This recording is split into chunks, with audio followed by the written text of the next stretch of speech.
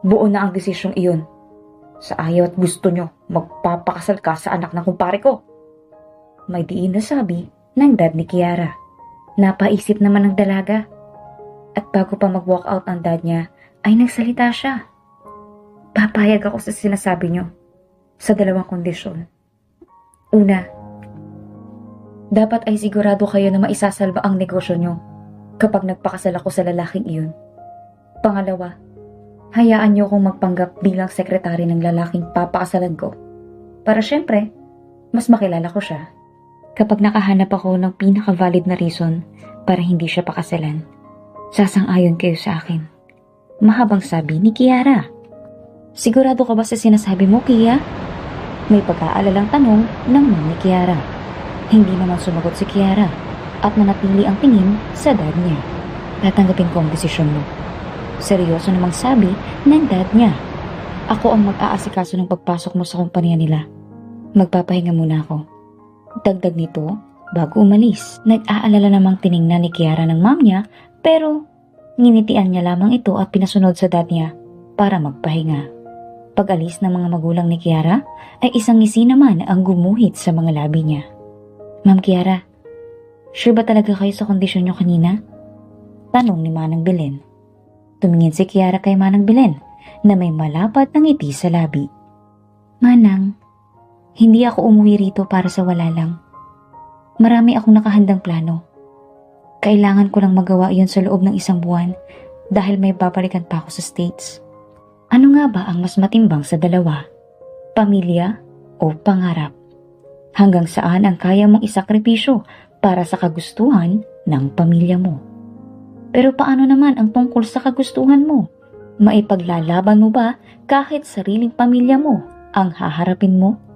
Ito ang kwento ni Kiara na dumaan sa maraming pagsubok bago tuluyang nahanap at naabot ang kaniyang tunay na pangarap. Paano nga ba nagsimula ang kwento? Seryosong seryoso si Kiara habang nilalagay ang mga damit niya sa kaniyang maleta. Kiara, sure na ba talaga na uuwi ka ng Pilipinas? Malapit na ang finals natin. May pag-aalalang sabi ni Monique sa kaibigan. Hindi ko naman pwedeng hayaan lang ang mga magulang ko na bumagsak na tuluyan ang pinaghirapan nilang negosyo.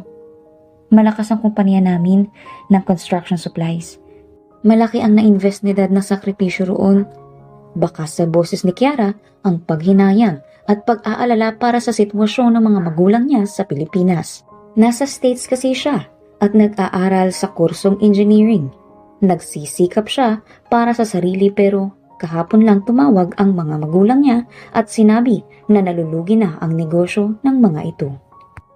May 1 buwan pa ako para sa finals, Monique. Babalik ako. May kailangan lang akong asikasuhin. Dagdag ni Kiara. Si Monique ang naging matalik na kaibigan ni Kiara sa States. Dahil Pinay rin ito at madalas silang nagkakasundo sa maraming bagay. Pero mahihirapan ka, Kiara. Ano ang asikasuhin mo? Yung pagpapakasal mo sa taong hindi mo naman kilala? Alam kong concerned ka sa akin, Monique. But don't you worry. Kakayanin ko to. Nabalitaan naman kita palagi at yung tungkol sa solusyon na gustong gawin ng mga magulang ko para maisalba ang negosyo nila ay hindi pa final. Nasa akin pa rin ang huling desisyon nun. Basta ikaw ang bahala. Ayokong umaten sa kasal mo na hindi mo man lang natik ang exam dito. Sigurado naman ako na makakapasa ka kaya bumalik ka, Kia. May lungkot na sabi ni Monique. Don't worry, Monique. Babalik ako. At matutupad ko ang pangarap kong maging successful engineer dito sa ibang bansa. Determinadong sabi ni Kiara sa kaibigan. Wala namang nagawa si Monique kundi suportahan ang desisyon ng kaibigan lalo na para din naman ito sa pamilya ni Kiara. Mula sa kaniyang mahabang flight mula sa States, nadama ni Kiara ang malamig na simoy ng hangin ng Pilipinas habang lumalapag ang eroplano sa Ninoy Aquino International Airport o NAIA. Nakatayo siya malapit sa pintuan, may bitbit na malalaking daladala at may malalaking ngiti sa kaniyang mga labi. I'm home again. Bulong ni Kiara sa sarili. Nakatayo si Kiara sa gitna ng kalsada sa labas ng airport. Nilibot niya agad ang tingin sa paligid at gaya noon ay wala pa rin pinagbago ang syudad sa Maynila tuwing gabi. Kahit na gabi ay marami pa rin ang mga tao sa paligid. lalo na't maliwanag naman dahil marami ang ilaw sa paligid. Hoy! Magnanakaw! Ibalik mo ang wallet ko! Napatingin naman si Kiara sa kanang gawi at nagulat na may makitang dalawang lalaki na naghahabulan. Ang isa rito ay papunta sa kinaroroonan niya na tinawag na magnanakaw ng lalaking humahabol dito. Bago naman makalagpas ang magnanakaw ay hinagis ni Kiara ang may kabigatang bag niya dahilan para matumba ang magnanakaw. Pinulot ni Kiara ang nahulog na wallet mula sa magnanakaw at mabilis naman itong tumakbo nang makatayo mula sa pagkakatumba. Tiningnan ni Kiara ang itim na wallet sa kamay niya. Ilang sandali lang ay nawala ito sa kamay niya. Akin yan, sabi ng lalaking kumuha ng wallet mula sa kamay ni Kiara. Siya yung humahabol sa lalaki kanina. Namangha si Kiara sa itsura ng lalaki dahil gwapo talaga ito at mukhang may lahing banyaga, lalo na't ang mga mata nito ay kulay gray na kumikinang. Nawala naman agad ang pagkamangha ni Kiara nang umalis ang lalaki sa harap niya. Teka hoy! Hindi ka man lang nagpasalamat? Sigaw ni Kiara sa lalaki na naglalakad na papalayo sa kinaroroonan niya. Ang kapal naman ng mukha nun? Sino ba siya sa inaakala niya? Siya na nga tinulungan, hindi pa nagpasalamat. Inis na bulong ni Kiara. May huminto namang taxi sa harap ni Kiara. Sasakay po ba kayo, ma'am? Tanong ng driver na tinanguan naman ni Kiara. Pinakalma niya ang sarili at kinalimutan ang nangyari. Sa QC po tayo, Manong, sabi ni Kiara. Tinulungan siya ng driver sa mga bagahe na daladala niya. Matapos ang ilang minuto ay narating din ni Kiara ang mansyon ng mga magulang niya. 2 taon na siya sa States at ngayon lang nakabalik pero wala pa rin pinagbago ang mansyon ng mga magulang niya. Tahimik pa rin ito. Magandang gabi po, Ma'am Kiara. Sana nagsabi po kayo na uuwi kayo para na-welcome po namin kayo sa airport at maging dito sa bahay. Bungad na sabi ni Manang Belen. Matagal na itong naninilbihan sa mansyon. Kilala mo ako, Manang. Ayoko sa mga ganiyang special treatment lalo na't hindi na ako bata. Nandito lang ako para kausapin sina Mom and Dad. Babalik din ako ng States. Wala po ang Mom at Dad nyo dito. Bukas pa sila uuwi. Alam ba nila na nakauwi na kayo? Miss na miss ka na ng mga yun, Ma'am Kiara. Natahimik naman saglit si Kiara sa sinabi ni Manang Belen. Magpapahinga lang ako. Pakiakyat na lang ang mga gamit ko, Manang. Salamat. Tanging sabi ni Kiara na naglakad sa second floor kung saan ang kwarto niya noon pa. Tahimik ang bawat sulok ng bahay, gaya noong huli niyang punta rito. Mahal ni Kiara ang mga magulang niya, pero palagi itong wala sa tabi niya noon pa kaya nagdesisyon siya na sa States magtapos ng kolehiyo. Kahit nakukuha ni Kiara ang lahat ng luho niya, ay hindi iyon sapat para sa kanya dahil kailangan niya ang mga magulang niya. Naging independent woman si Kiara sa States at walang masyadong communication sa mga magulang niya dahil nasanay na siya noon pa man na wala ang presensya ng mga ito. Hindi rin humihingi ng tulong si Kiara nang mapunta siya sa States sa mga magulang at gumawa ng paraan para mabuhay ang sarili niya hanggang sa nakilala niya si Monique. Ngayong kailangan siya ng mga magulang niya ay hindi naman siya ganoon katigas para hindi pansinin ang mga ito. Narating ni Kiara ang kwarto niya at pumasok sa loob. Mabilis siyang humiga sa kama at hindi na malayang hinila na siya ng antok at pagod mula sa biyahe. Kinabukasan, maagang nagising si Kiara dahil sa gutom. Nasa kusina siya at kumakain ng pagkain na niluto ni Manang Belen. Si Manang Belen lang ang nangangalaga ng mansyon habang wala ang mga magulang ni Kiara. May kasama itong asawa na driver naman ng mansyon at ang anak na mga ito ay nag-aaral sa probinsya. Manang, kamusta kayo rito sa mansyon? Matagal-tagal tayong hindi nagkita, sabi ni Kiara habang kumakain. Si Manang Belen naman ay nagluluto pa ng ibang putahe na paborito ni Kiara. Nako, ayos na ayos pa rin naman. Ang problema lang ay baka hanggang sa huling petsa ng buwan na lang kami. Naghahanap na rin ako ng ibang mapapasukan dahil problemado ang mga magulang mo sa pera. Hindi nila kami masusweldohan ng asawa ko. May lungkot naman na sabi ni Manang Belen. Hindi agad nakapagsalita si Kiara dahil sa sinabi nito. Pati siya ay nalulungkot din sa sitwasyon nito pero ano ang magagawa niya. Tutulong ako sa sitwasyon ni ng mom and dad. Huwag na lang kayong umalis muna, Manang, sabi ni Kiara. Hindi talaga sila aalis kapag sumang-ayon ka na magpakasal sa anak ng kumpare ko. Sabay na napalingon si Kiara at Manang Belen sa pinto ng kusina at nakita ang dad ni Kiara na nakatayo roon. Kasama nito ang mami niya. I missed you so much, Kia. Masayang sabi ng mami ni Kiara at lumapit sa anak para yakapin ito. Sinalubong din naman ni Kiara ang yakap ng mami niya sa katiningnan ng seryoso ang dad niya. Alam mong ayoko pa magpakasal, Dad. Marami pa akong gustong gawin sa buhay ko, sabi ni Kiara sa daddy niya saka kumawala sa pagkakayakap sa mami niya. Galing kami sa kumpare ng daddy mo at gaya mo ay ayaw rin ng anak niya na magpakasal sa'yo, lalo na't hindi pa kayo nagkikita, sabi ng mami ni Kiara.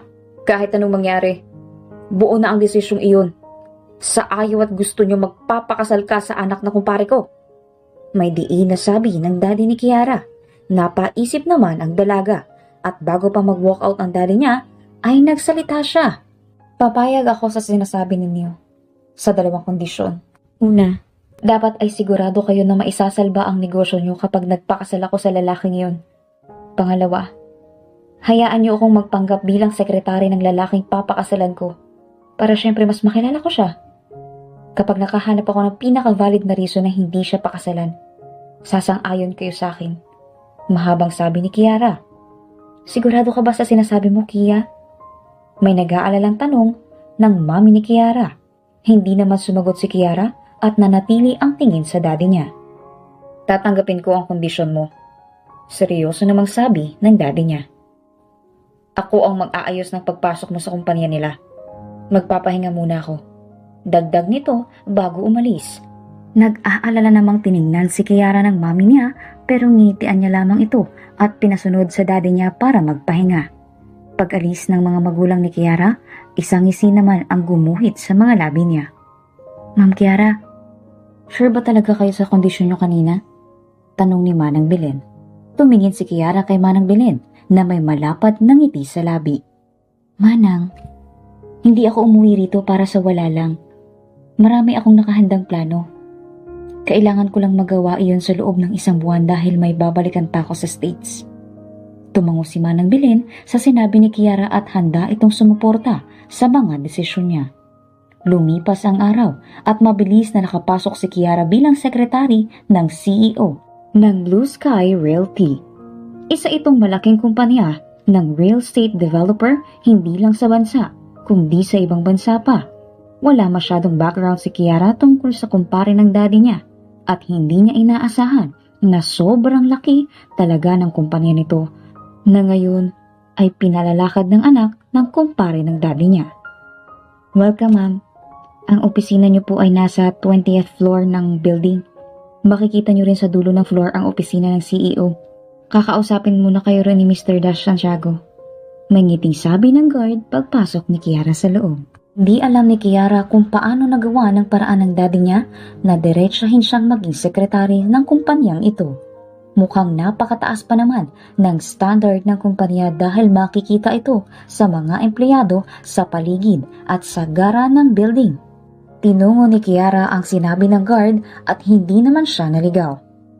Office of the Chief Executive Officer. Basa ni Kiara sa nakasulat sa labas ng pinto. Kumatok siya ng 3 beses bago pumasok sa loob.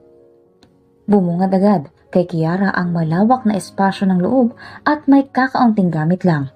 Naglakad siya patungo sa isang desk kung saan may lalaking nakaupo na busy-busy sa pagtitingin sa mga papeles sa mesa nito. Good morning, sir. I am Kia, your newly hired secretary.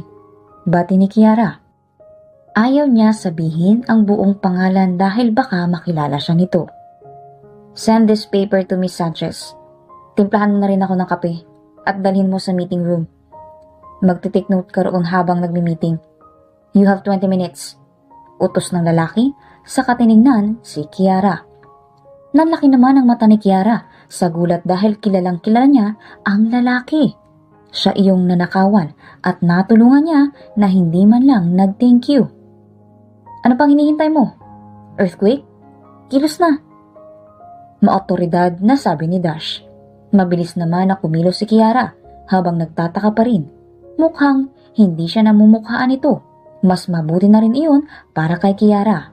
Nagawa rin ni Kiara ang mga utos ni Dash. Ngayon ay nakikinig siya sa mga meeting at manghang-mangha sa mga nakikita niya sa presentation sa harap nila. Ang presentation ay tungkol sa mga pagpaplano at pagbuo ng isang bagong building na patatayuin para maipagbili dahil sa real estate nga ang kumpanya. Sa bawat guhit ng planong nakikita ni Kiara ay mas lalo siyang nahuhulog sa kurso niyang civil engineer. Ito ang pangarap niya bata pa lang.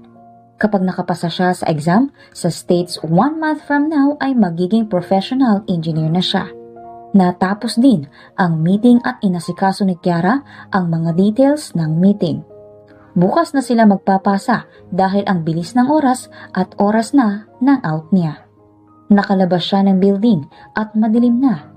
Naglakad-lakad siya habang nakahawak sa tiyan niya. Nagugutom na ako. Bulong ni Kiara sa sarili. Ilang sandali lang ay may naaninag siyang nagtitinda ng barbecue. Lumapit siya at napanganga nang makita si Dash na kumakain doon. Sir, masarap po ba? Natatawang tanong ni Kiara. Tiningnan naman siya ng masama ni Dash. Sino ka? Magkakilala ba tayo? Nawala naman ang ngiti sa labi ni Kiara. Ang sungit mo naman, sir. Hindi ko akalain na kumakain ka pala ng barbecue sa gilid ng kalye.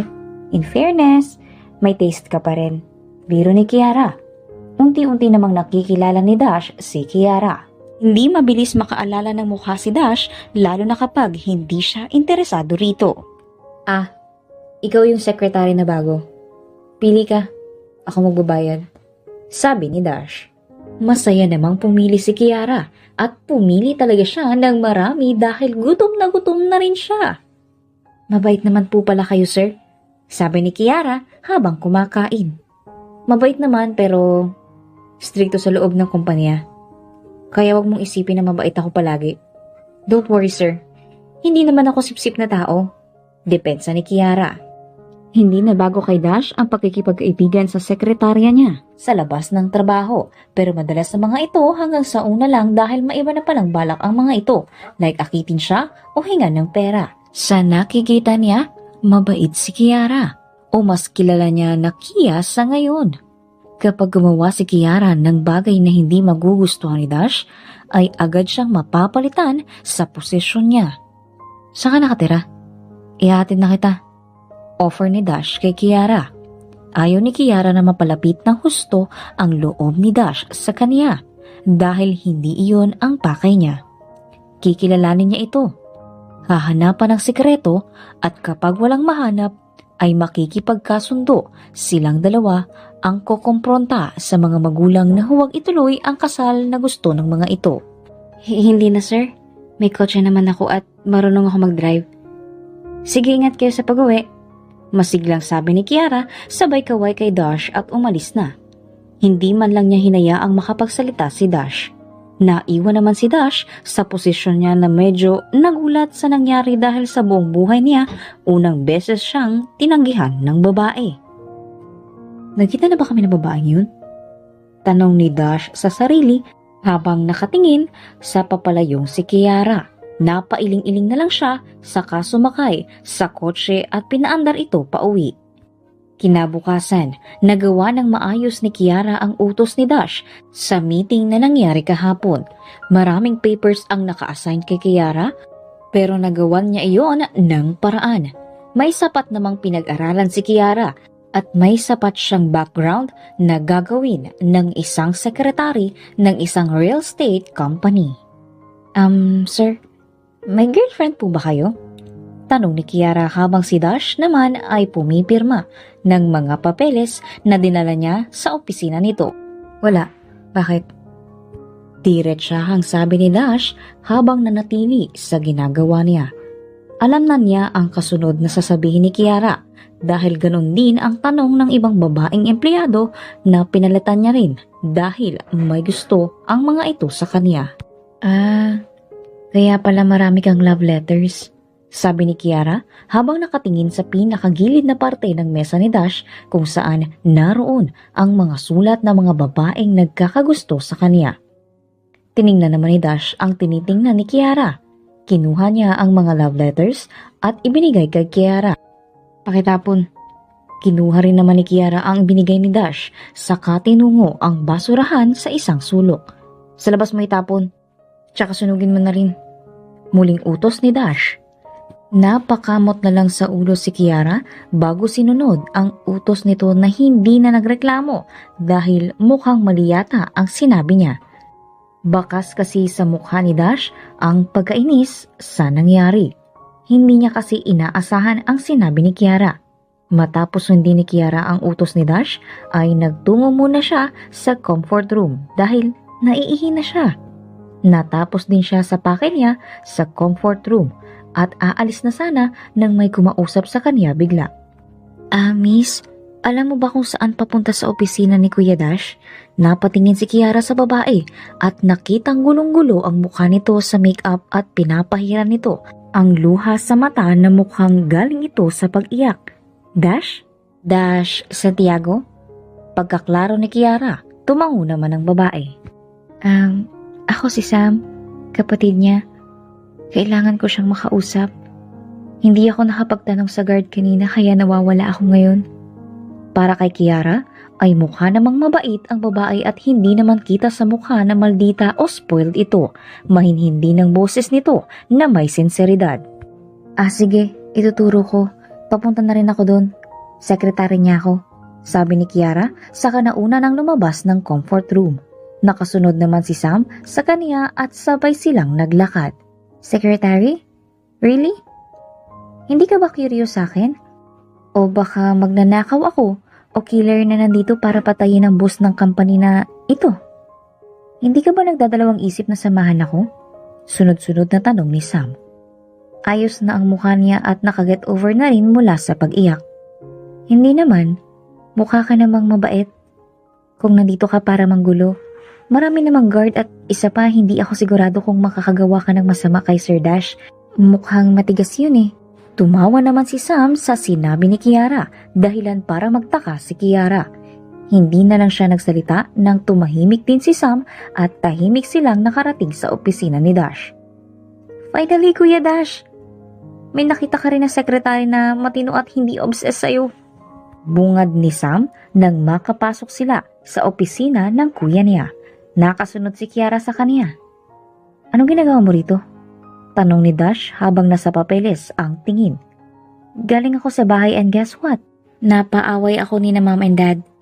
Dinepensahan kita tungkol sa fixed marriage na gusto nilang mangyari sa'yo at sa babaeng hindi natin kilala. Sobrang nakakaiyak. Ang dami mo ng sinakripisyo, pati ba naman sa love life, ay isasakripisyo mo rin?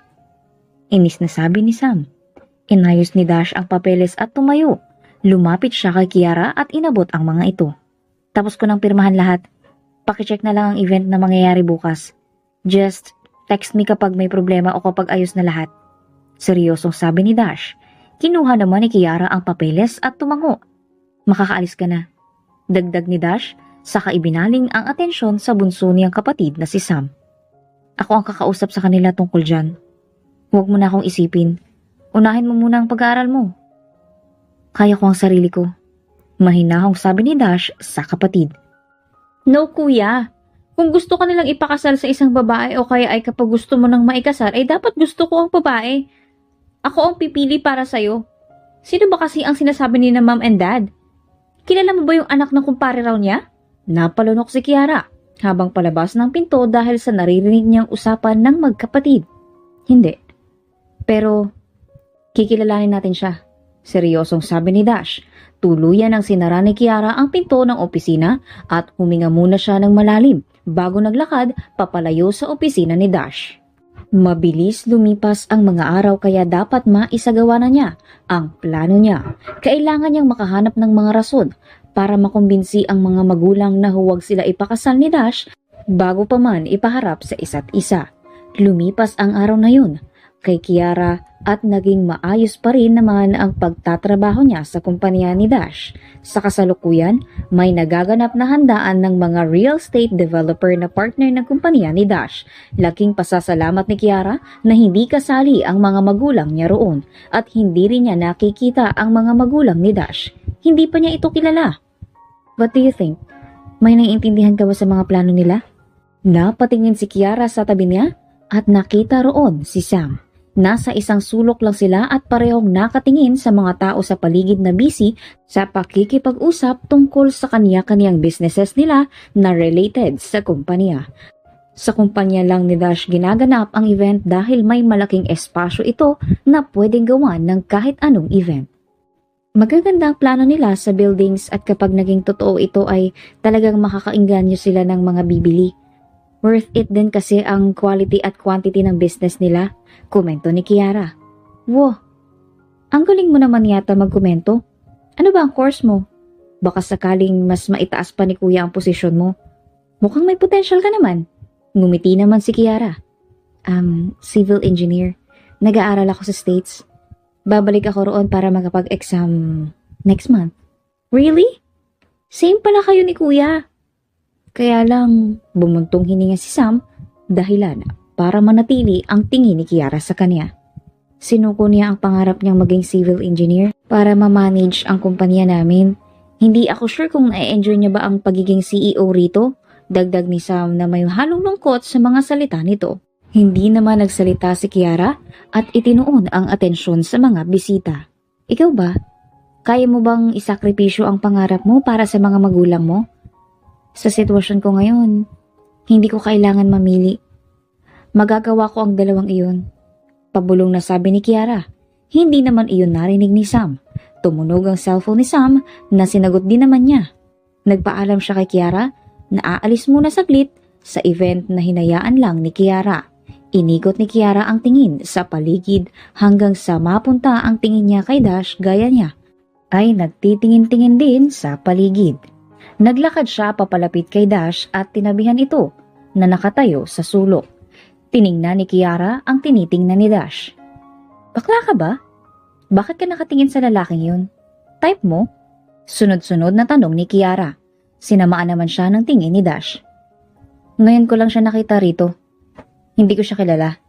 Sagot naman ni Dash at binalik ang tingin sa lalaki. Baka family ng kakilala mo na sinama lang dito. Sabi naman ni Kiara. Hindi na naman nagsalita si Dash.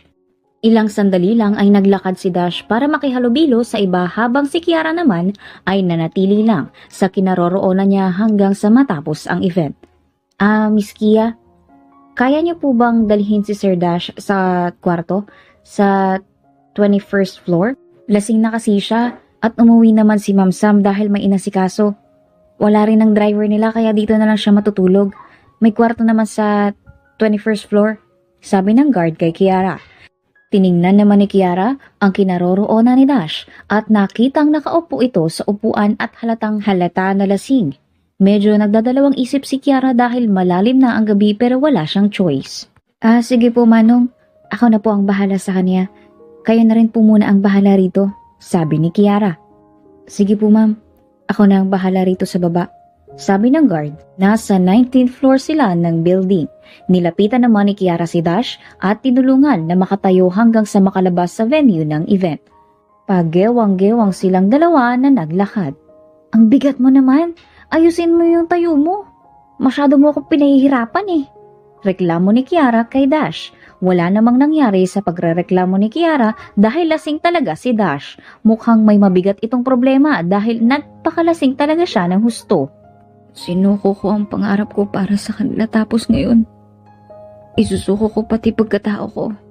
Lasing na sambit ni Dash. Kailan ba ako naging masama sa kanila? Mabait naman akong anak, dagdag ni Dash. Oo, mabait ka naman, pero hindi ka kasi nagrereklamo. Magreklamo ka sa kanila. Maghanap ka ng paraan para maipaglaban mo ang pangarap mo, sabi naman ni Kiara. Narating din nila sa wakas ang 21st floor at agad na hinanap ni Kiara ang kwarto. Ipaglaban? Wag na. Ako pa ang masama. Pagpapatuloy ni Dash. Nakita rin ni Kiara ang kwarto at inakay si Dash papasok doon. Maraming kwarto siyang nakikita sa floor, pero ang unang nakita niya ang pinasukan niya. Tinulungan niyang maihiga si Dash sa kama at hinubaran ito ng sapatos. Ang unfair talaga ng mundo, bulong ni Dash. Umupo naman si Kiara sa tabi ng nakahigang si Dash. Unfair talaga ang mundo pero huwag nating hayaan na ganun na lang parati, bulong ni Kiara. Hinawakan ni Kiara ang mukha ni Dash. Alam mo, gwapo ka at mukhang mabait. Ayos ka naman maging future husband dahil mukhang hindi ka naman mahirap mahalin pero masyado pang maikli ang pagkakakilala natin. Marami pa ang posibleng mangyari, dagdag niya.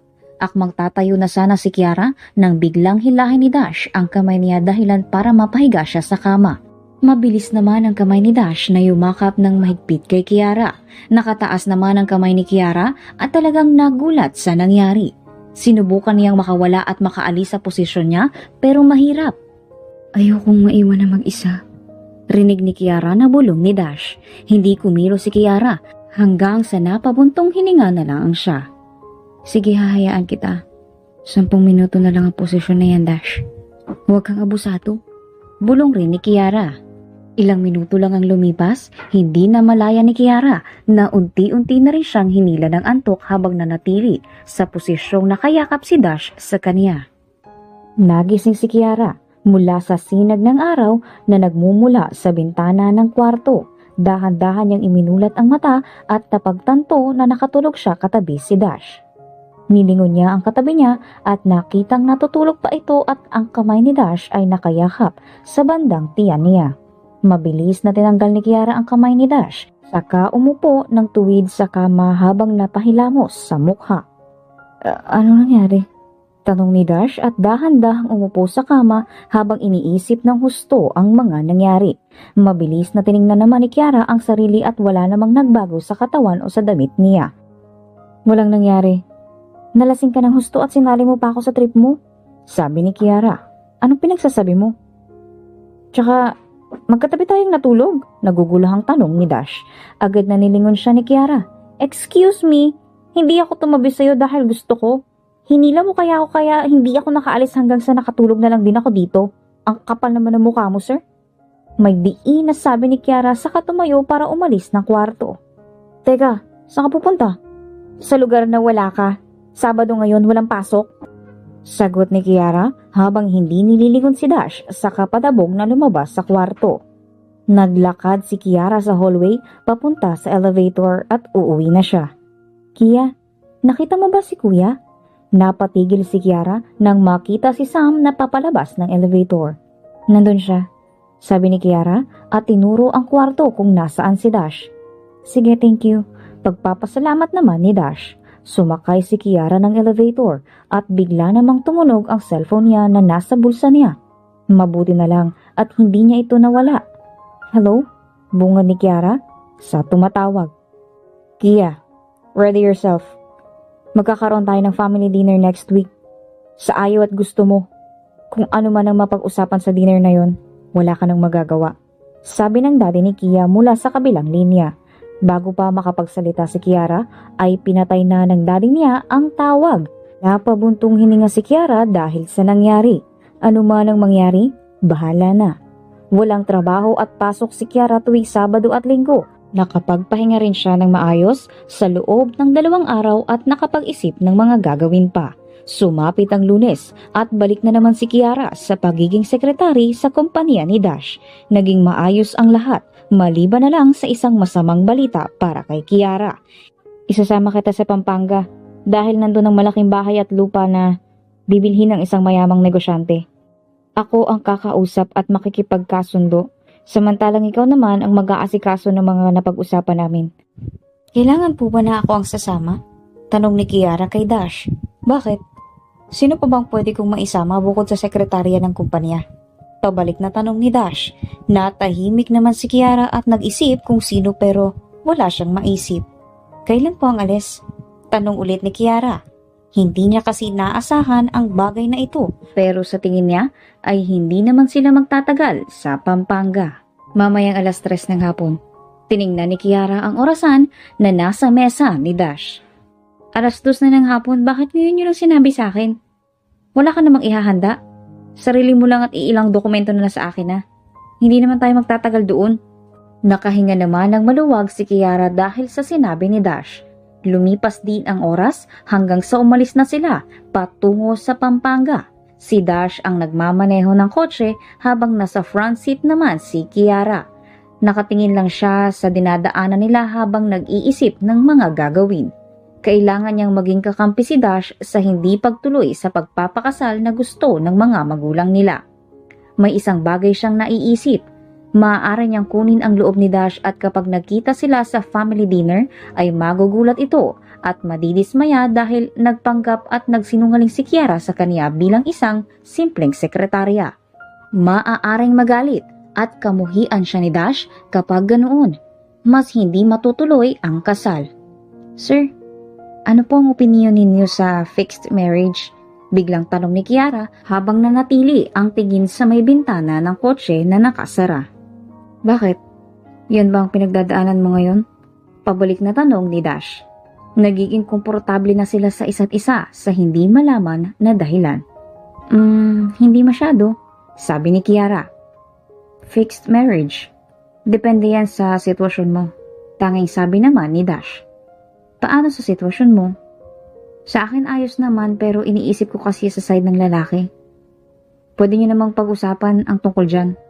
Hindi ko alam sa sitwasyon ko dahil hindi ko pa nararanasan yan. Napailing-iling naman si Kiara dahil sa pagsisinungaling ni Dash. Medyo kilala niya na si Dash. Marami na itong napagdaanan pero hindi nito pinapahalata. Ano naman ang masasabi mo sa tanong na kaya mo bang isuko ang pangarap mo para sa pamilya mo? Tanong ulit ni Kiara at sa pagkakataong ito ay nilingon niya si Dash para makita ang reaksyon nito pero nanatili namang kalmado si Dash. Gustong-gusto na malaman ni Kiara kung ano ang opinyon ni Dash tungkol sa tanong na iyon. Ikaw ba? Ano ang opinyon mo sa tanong na iyon? Pabalik na tanong ni Dash at nagkatinginan silang saglit. Bigla namang tumawa si Kiara. Bakit ko naman isusuko ang pangarap ko? Kung kaya ko namang abutin yun na hindi tinatalikuran ang pamilya ko. Sa realidad kasi natin ngayon, ang bilis magdesisyon ng mga tao. Hindi nila nakikita na nasa kabila ng pagpipilian, maaari mong piliin ang lahat ng choices na available. Siyempre, depende pa rin iyon sa mindset ng tao. Mahabang paliwanag ni Kiara. Kung papipiliin ka sa dalawang taong nalulunod, pareha silang dalawa na mahalaga sa'yo. Maisasalba mo sila ng sabay? Sigurado ka ba dun? Pwede naman silang magkahawakan ng kamay, tapos sabay ko silang sasagipin. Simpleng sagot ni Kiara. Paano kung malayo sila sa isa't isa? Natawa naman ulit si Kiara. Paano kung hindi? Pabalik na tanong ni Kiara. Paano naman kapag pinutol naman ni Kiara ang sasabihin ni Dash? Paano kung ang realidad ang basihan natin? Yung nangyayari sa atin ngayon at hindi yung mga bagay na gawa-gawa lang ng isip natin. Wala naman tayo sa ganong sitwasyon ngayon. Hindi naman nagsalita si Dash. Katahimikan ang namayani sa pagitan nilang dalawa. Hindi na lang din nagsalita pa si Kiara at ibinalik ang tingin sa labas ng bintana. Matapos ang ilang oras ay narating din nila ang lokasyon. Nasa isang lungsod sila sa Pampanga na sakop sa Municipality of Santo Tomas. Nakatulog si Kiara at pagising niya ay nakahinto ang kotse at wala si Dash sa driver's seat. Lumabas naman si Kiara sa kotse at nakita si Dash na nasa labas habang may kausap sa cellphone. Binabari nito ang cellphone at nagkatinginan sila. May emergency na nangyari kaya pagkatapos ng 3 araw pa sila makakapunta rito, sabi ni Dash. Tumango naman si Kiara at naglakad papunta sa kung saan. Saan ka pupunta? Tanong ni Dash. Maghahanap ng pagkain. Nagugutom na ako. Pasigaw na sagot ni Kiara dahil malayo-layo na siya kay Dash. Sinara naman ni Dash ang kotse saka sumunod kay Kiara dahil gabi na rin kasi at pati siya ay nagugutom na rin. Magkasabay silang naglakad at parehong namangha sa nakita nila sa paligid. Marami ang nagtitinda ng mga pagkain ng iba't iba. May mga nagtitinda rin ng mga souvenirs at iba pa. Marami-rami rin ang tao sa paligid na masayang namimili. Unang nakalapit si Kiara sa isang stall na nagtitinda ng mga gemstone at accessories. Nagtingin-tingin siya sa mga tinda. Maganda po yan, sir. Napatingin si Kiara kay Dash na may hawak na bracelet na maganda ang pagkakagawa at bagay na bagay sa kamay ni Dash. Agad na kinuha iyon ni Kiara at isinuot sa kamay ni Dash na nagulat at hindi nakaangal agad. Kukunin ko po ito. Tinuro ni Kiara ang suot na bracelet ni Dash. Tamang-tama po, ma'am. Couple po kasi ang bracelet na yan. Kunin niyo na rin po ang pares niyan, sabi ng nagtitinda. Hindi naman agad nakapagsalita si Kiara dahil sa sinabi nito. Hindi niya naman alam na couple bracelet pala ang hilig ni Dash o baka hindi rin ito alam na couple ang bracelet. Hindi namin kukunin. Akmang huhubarin ni Dash ang bracelet nang pigilan siya ni Kiara. Kinuha agad ni Kiara ang inabot na isa pang bracelet mula sa nagtitinda at inabutan ito ng bayad. Sinuot ni Kiara ang bracelet sa kamay niya. Salamat po, sabi ni Kiara saka hinila si Dash papunta sa stall ng mga pagkain. Tanggapin mo na lang yan. Remembrance na nakilala mo ko, same pa rin sa akin. Pwede mo yung itapon pero huwag mo na ngayon. Kumain muna tayo, sabi ni Kiara habang tumitingin sa mga pagkain sa harap niya. Hindi na umangal pa si Dash at hinayaan na lang ang bracelet sa kamay niya. Kumain din sila ng mga pagkain na nakikita nilang masarap sa mga tinda sa paligid.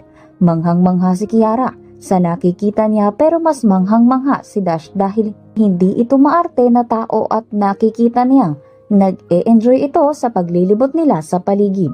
Matapos ang ilang sandali ay napagdesisyonan nilang dalawa na bumalik na sa kotse at sa bahay na ibebenta na manatili.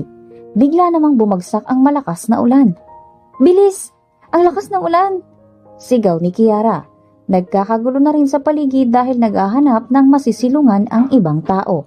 Hinubad ni Dash ang suot niyang tuxedo at ipinatong sa ulo ni Kiara. Sabay hila kay Kiara papunta sa kotse. Tumakbo sila ng mabilis hanggang sa makapasok sa loob ng kotse. Bakit mo hinubad ang tuxedo mo? Basang-basa ka na tuloy.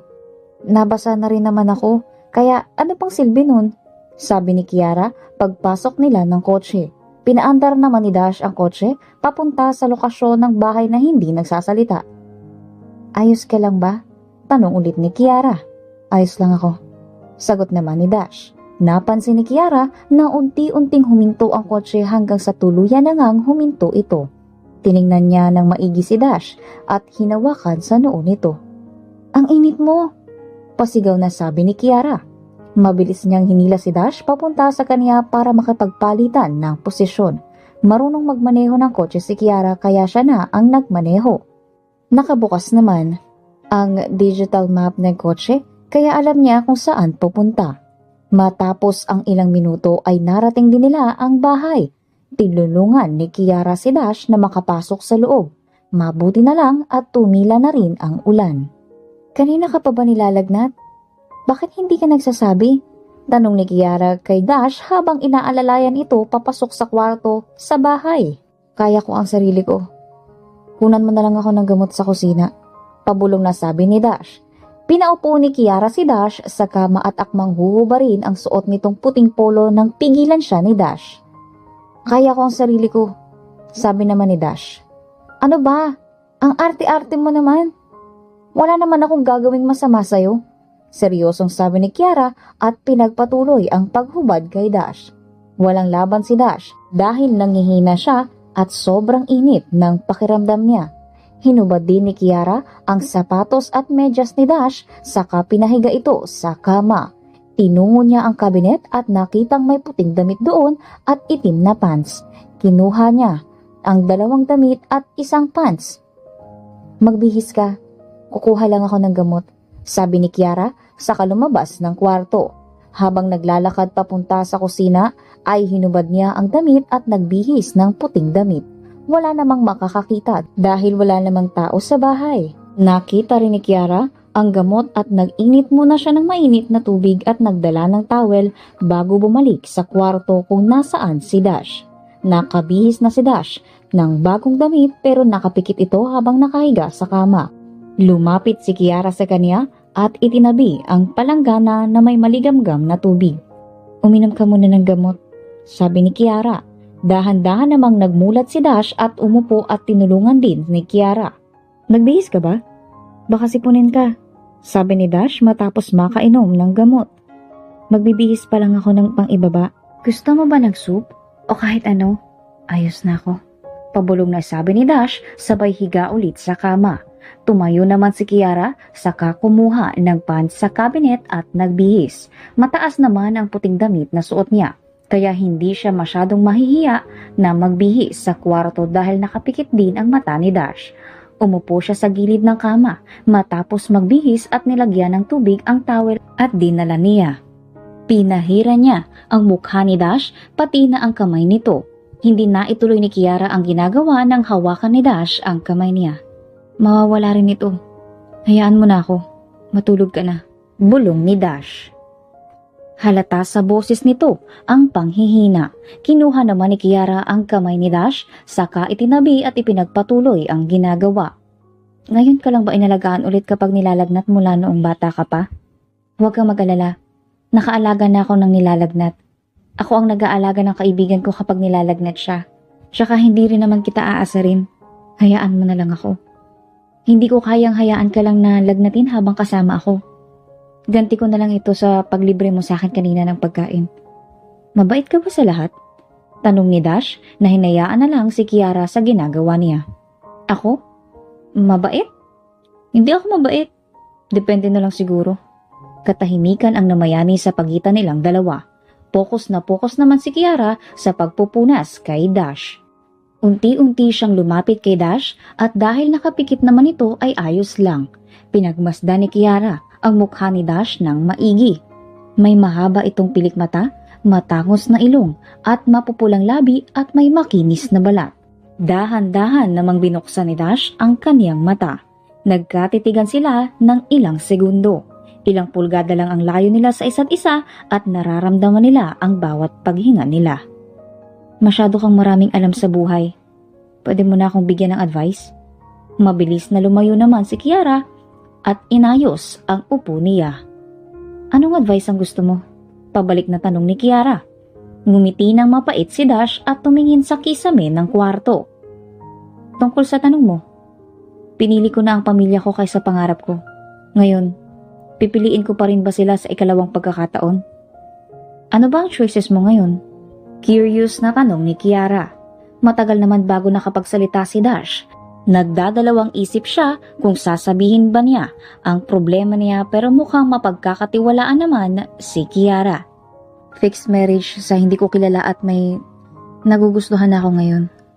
Sabi mo, pwede kong piliin ang dalawa. Paano? Natawa naman si Kiara. Gusto mong fixed marriage at the same time magustuhan ng taong gusto mo? Hindi naman ganun. Gusto kong piliin ang gusto ko na hindi madidismaya ang mga magulang ko. Ipaintindi mo muna sa kanila ang sitwasyon at nararamdaman mo. Kapag hindi nila naiintindihan, bumalik ka sa akin at bibigyan kita ng advice. Hindi naman nagsalita si Dash at ipinikit na lang ang mga mata. Unti-unti naman siyang hinila ng antok at tuluyan nang nakatulog.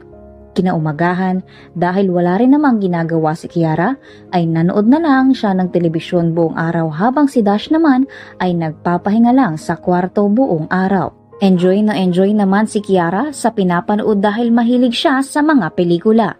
Matapos ang ilang palabas ay nakita naman ni Kiara si Dash na naglakad papunta sa kusina.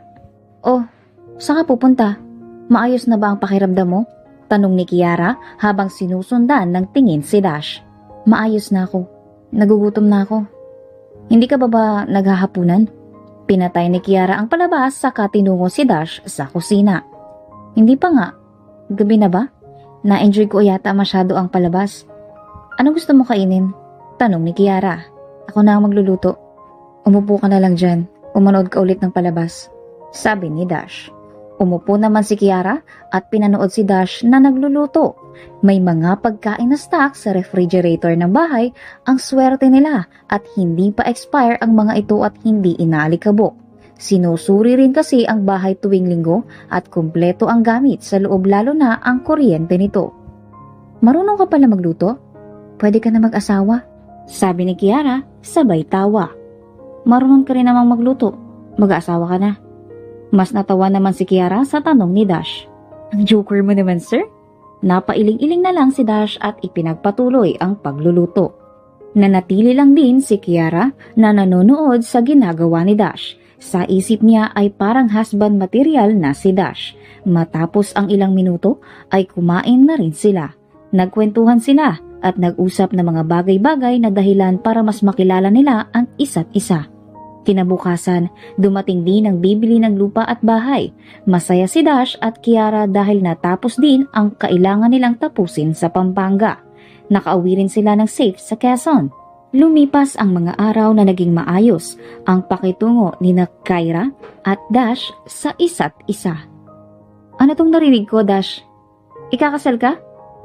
Bakit hindi mo sinabi sa akin agad? Napalingon pareha si Kiara at Dash sa biglang pumasok na babae sa opisina ni Dash. Galit ang mukha nitong nakatingin kay Dash. Anong ginagawa mo dito, Tyra? Wala sa mood na tanong ni Dash dahil sa bigla nitong pagsulpot. Nag-usap na tayo. Ako muna ang ikakasal bago ka.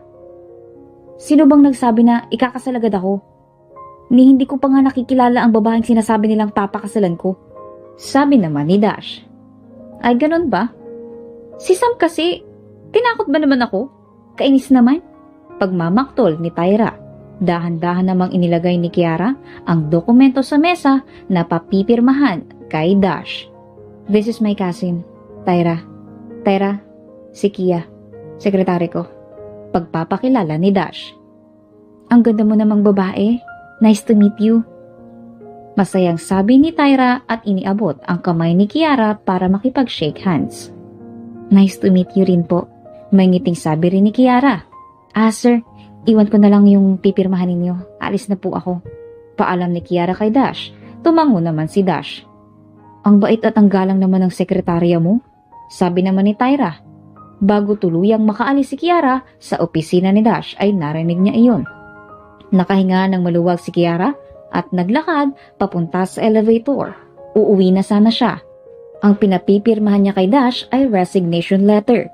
Tapos na ang araw ng pagpapanggap niya. Pag-iisipan na niya ng husto ang gagawin sa magaganap na family dinner. Naglakad si Kiara palabas ng kumpanya na parang wala sa sarili. Hindi kasi nag-sink in sa kanya ang mga nangyari. Ang bilis ng pangyayari at ngayon ay parang gusto niyang bumalik sa kumpanya ni Dash para manatili roon. Napahawak si Kiara sa dibdib niya dahil parang kakaiba ito. Nakaramdam siya ng sakit hindi literal, kundi sakit sa damdamin sa nangyayari. Palaban at matibay na tao si Kiara, pero sa mga nangyayari sa kanya ngayon ay hindi niya mapigilang masaktan dahil tao lang din naman siya. Hiya, sandali lang! Lumingon si Kiara sa likuran niya at nakita ang nakatayong si Dash na malapit lang sa kanya. Magre-resign ka? Bakit? May nangyari ba? May nagawa ba o nasabi akong hindi maganda? May pag-aalalang sabi ni Dash. Wala naman pero hindi talaga para sa akin ang pagiging sekretarya, Dash. Marami rin akong gusto pang gawin at naging masaya talaga ako na magtrabaho sa kumpanya mo kasama ka. May ngiting sabi ni Kiara. Pero paano kung ayokong pumayag? Naguguluhang tanong ni Dash. Nanatili ang ngiti ni Kiara sa labi. Alam kong hahayaan mo ko sa desisyon ko kung saan ako magiging masaya. Don't worry. Kung gusto mo akong kausapin, matatawagan mo ako anytime, Dash. Yun ay kapag hindi ka magagalit sa akin kapag nalaman mo ang katotohanan. Sa isip ni Kiara. Sa unang beses, nakita ni Kiara ang ngiti sa labi ni Dash.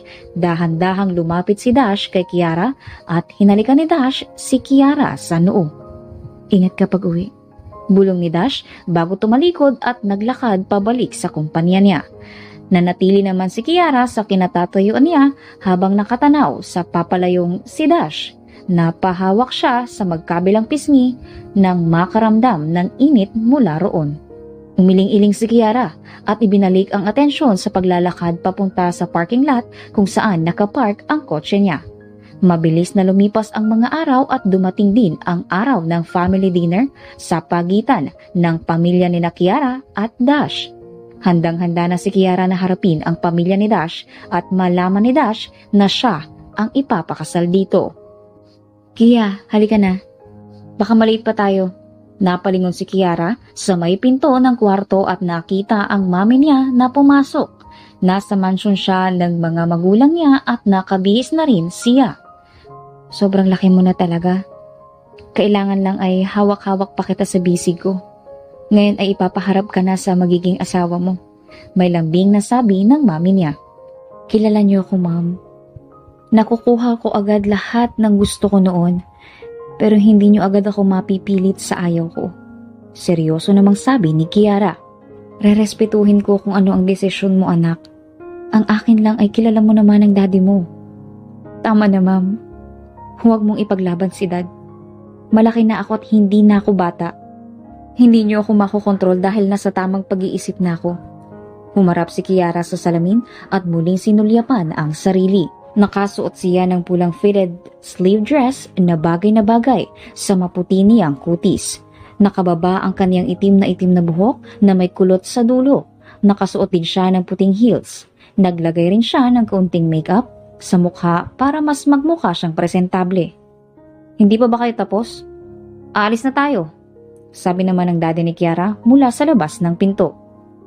Tapos na ako, tayo na. Seryosong sabi ni Kiara at nauna nang lumabas sa mga magulang niya. Ang daddy niya ang nagmaneho ng kotse.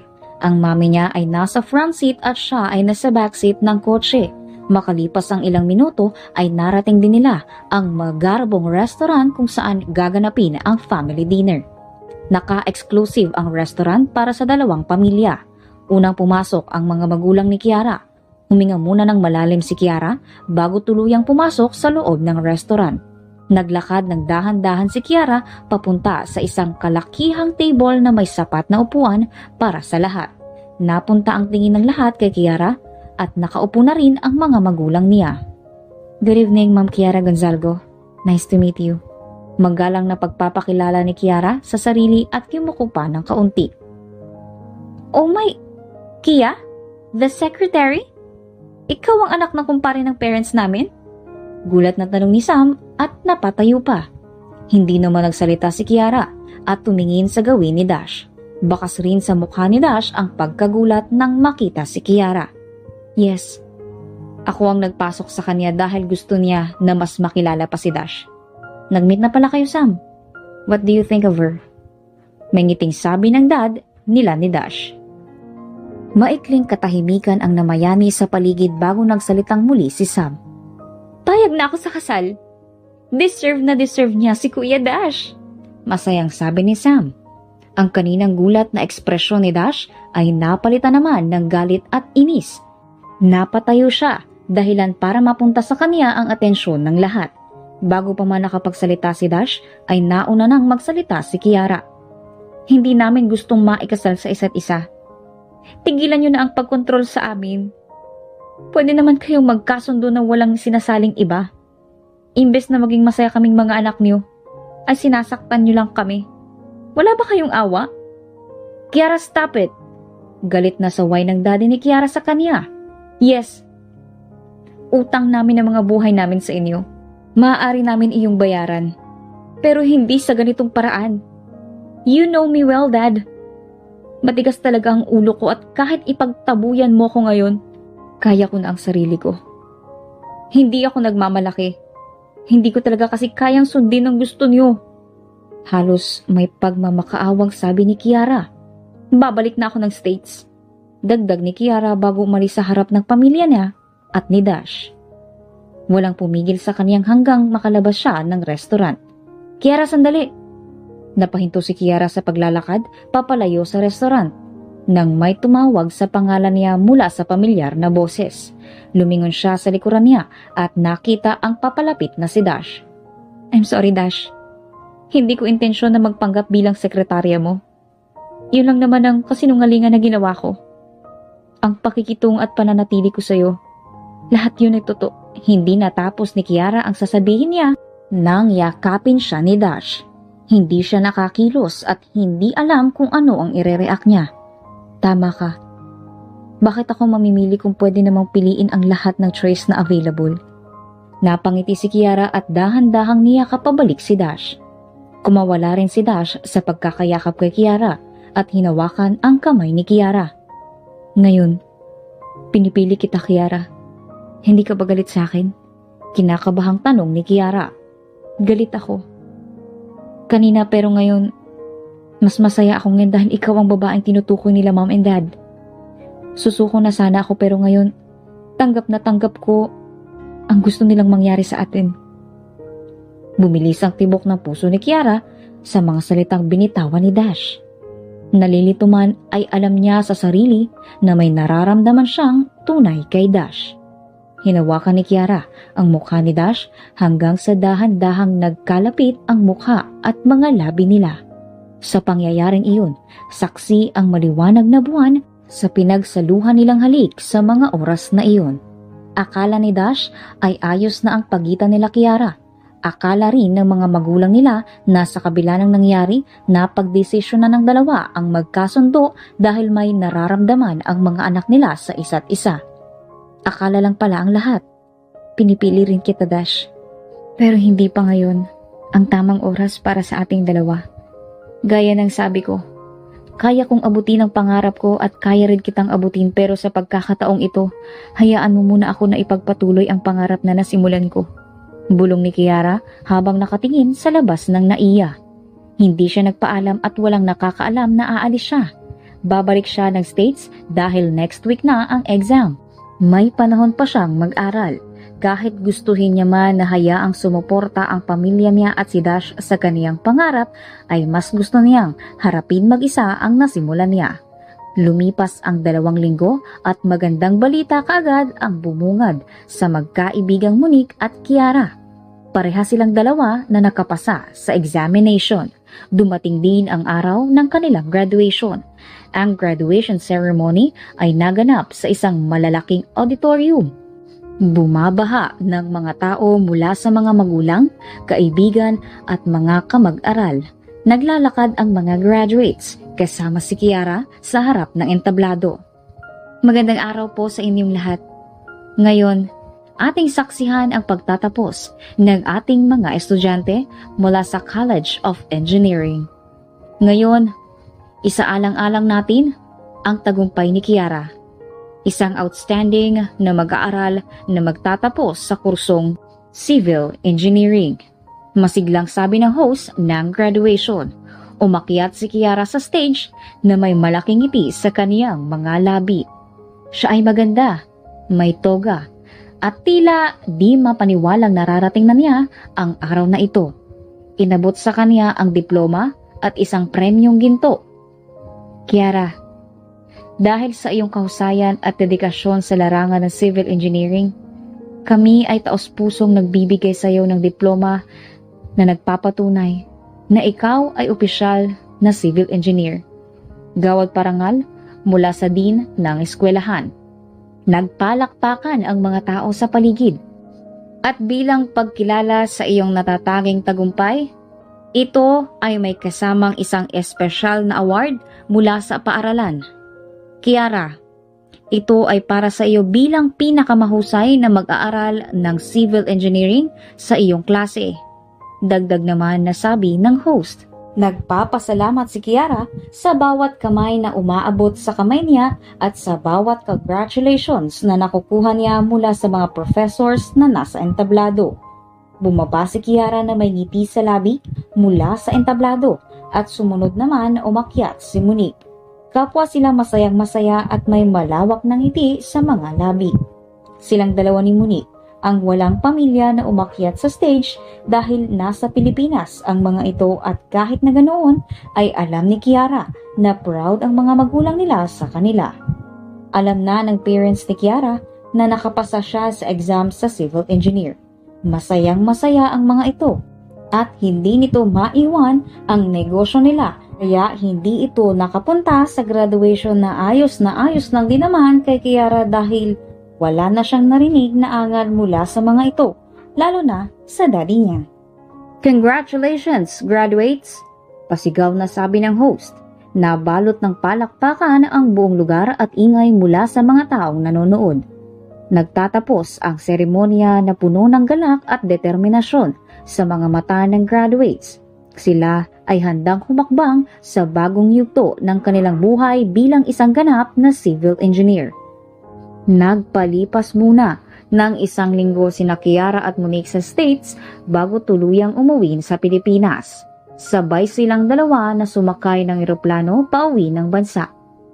Ano na ngayon ang plano mo? Nandito na tayo sa Pilipinas, sabi ni Monique sa kaibigang si Kiara. Tutuparin ko ang isa ko pang pangarap. May ngiting sabi naman ni Kiara. Paglabas nila ng airport ay bumungad agad ang naghihintay na pamilya ni Monique at ang magulang ni Kiara. Magtawagan na lang tayo, Kia.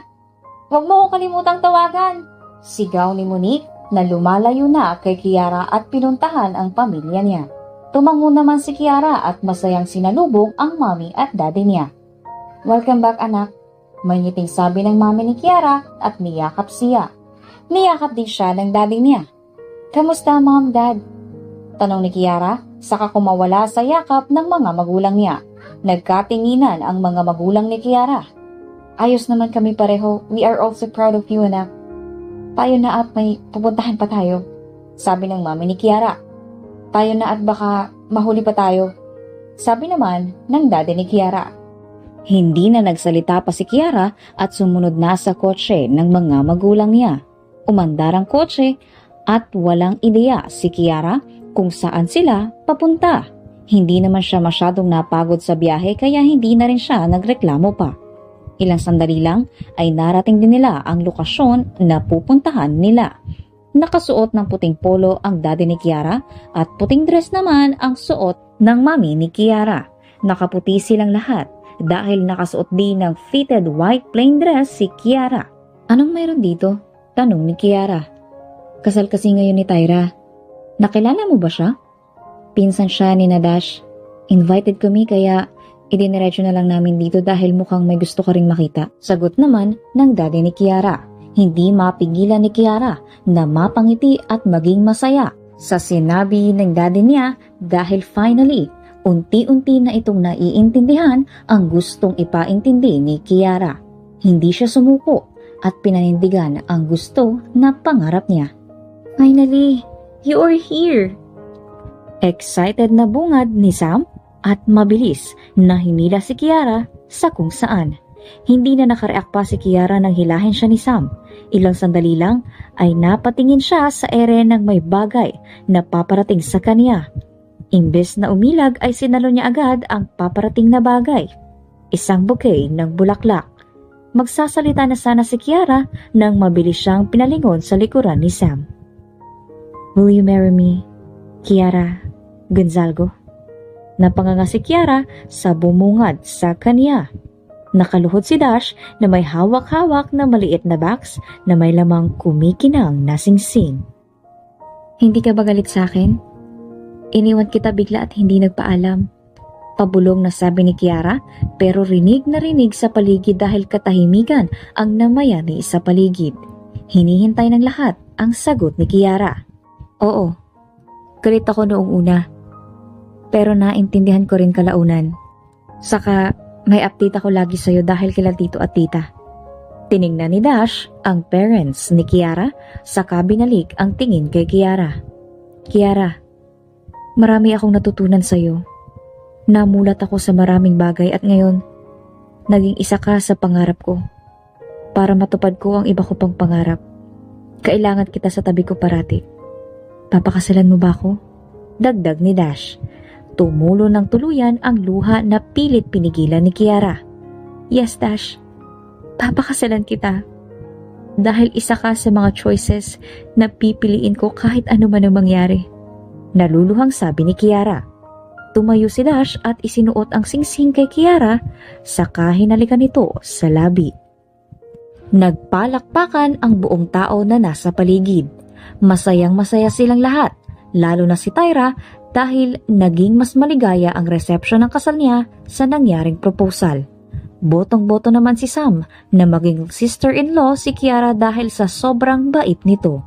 Masayang masaya rin ang mga magulang ni Kiara at Dash dahil sa kabila ng pagpupumilit nilang ipakasal ang dalawa at tuluyan rin palang mahuhulog ang mga ito sa isa't isa.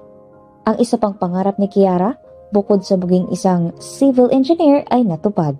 Ang isang pangarap niya ay si Dash. Marami siyang natutunan kay Dash at sa bawat pagkilala niya rito ay mas lalo niya itong minahal. Babalik pa ako bilang pagkasekretarya ng kumpanya mo? Tanong ni Kiara kay Dash. Hahayaan kitang magtrabaho sa kumpanya ko. Hindi bilang isang sekretary, kundi bilang isang professional civil engineer na maglilid sa mga engineers na tauhan ko. Sagot naman ni Dash. Niyakap ni Kiara ng mahigpit si Dash at ganun din ang ginawa ni Dash kay Kiara. Sa huli, nalampasan ni Kiara ang pagsubok ng kaniyang pangarap.